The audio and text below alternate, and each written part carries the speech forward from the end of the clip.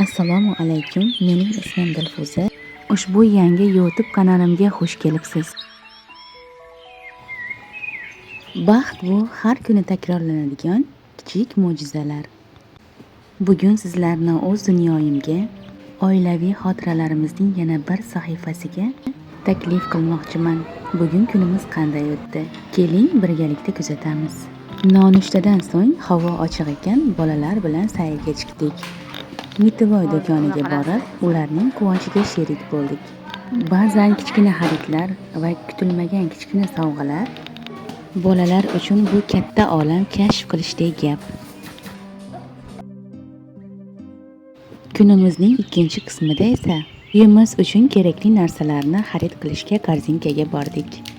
Hozirgi paytda uy ro'zg'ori mening zimmamda bo'lgani uchun korzinkaga kirganimda u kam, bu kam deb korzinkani butunlay ko'chirib chiqib ketaman deyman.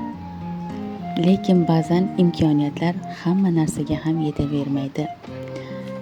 Qurbimiz yetganga qadar korzinkadan kerakli narsalarni xarid qilib chiqib keldik.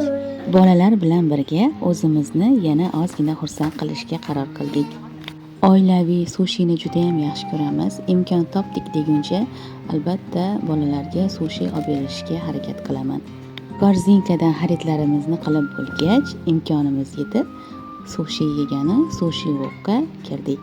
Bu yerdagi atmosferani qaranglar, juda ham go'zal.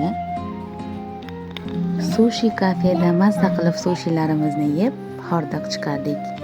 Ba'zida shunday kichik istaklar oilani yanada yaqinlashtiradi. Kuni yakunlandi. Biz esa sushilarni yeb, uyga qaytdik. Shinamlik va huzur bugungi kunda qalbimda faqat iliq xotiralar qoldi. Agar sizga ham kundalik vloglarimiz yoqqan bo'lsa, kanalimizda qoling va obuna tugmasini albatta bosib qo'ying. Oilam bu mening baxtim. Siz esa qadrli bizni kuzatuvchi qadrdonlarim. Sizlar esa bizning bir qismimizga aylandingiz.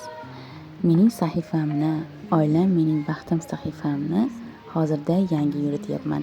Albatta meni qo'llab-quvvatlaysiz degan umiddaman. Kanalimizning rivojlanishiga o'z hissangizni qo'shasiz degan umiddaman. Sizlar ham bizning oilamizsiz. Va bu sahifa mening oilam haqida.